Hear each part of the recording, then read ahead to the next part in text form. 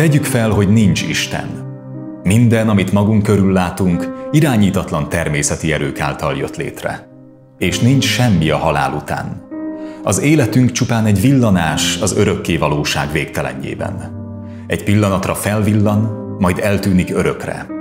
Egy megismételhetetlen pillanat, melyet az örök nem létezés követ. Ha teljesen megszűnünk létezni a halálunk után, vajon számít-e az, hogy valaha is éltünk? Talán azt mondhatnánk, igen, hiszen életünk során hatással lehettünk másokra, s akár befolyásolhattuk is a történelem menetét. Ám egy nap azok az emberek is meghalnak majd, akikre hatással voltunk. És eljön majd az idő, amikor nem lesz már senki, aki emlékezne ránk, aki emlékezne arra, hogy valaha is éltünk. Maga az univerzum is elpusztul egyszer. Folyamatosan tágul. Mindaz, ami benne található, egyre távolabb kerül egymástól. Az univerzum így egyre hidegebb és hidegebb lesz. A csillagok pedig mind kiégnek egyszer. A leghalványabb fény is eltűnik majd.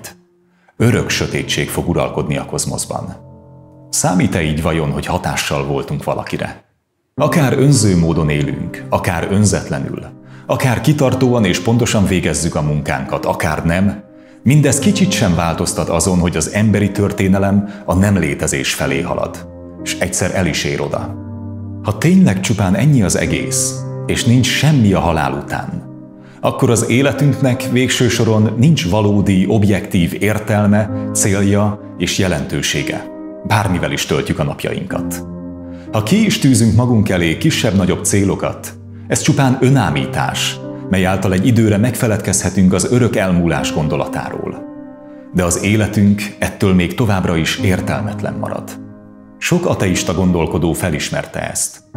Bertrand Russell, ateista filozófus, így fogalmazott. Értelmetlen feltenni az élet értelmére vonatkozó kérdést, ha csak nem feltételezzük egy Isten létét. Ha tehát az ateizmus igaz, az élet értelmetlen.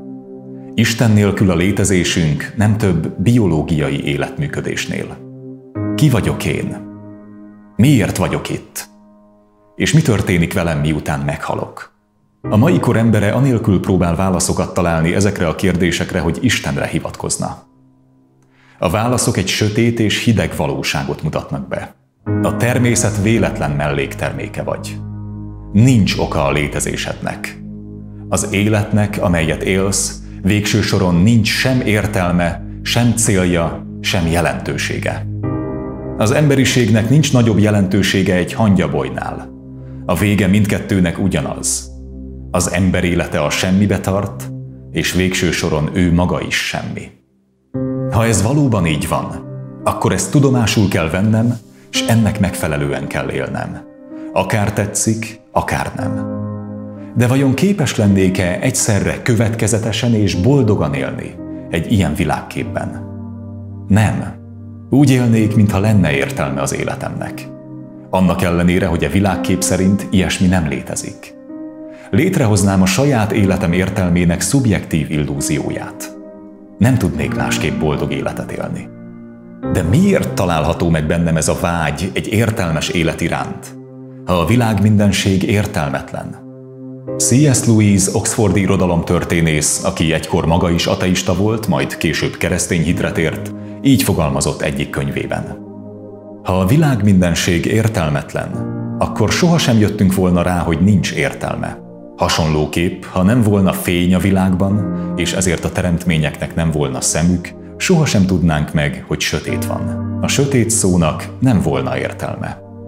Mély vágyakozásom egy értelmes élet iránt talán egy újabb nyom, amely Istenhez vezet.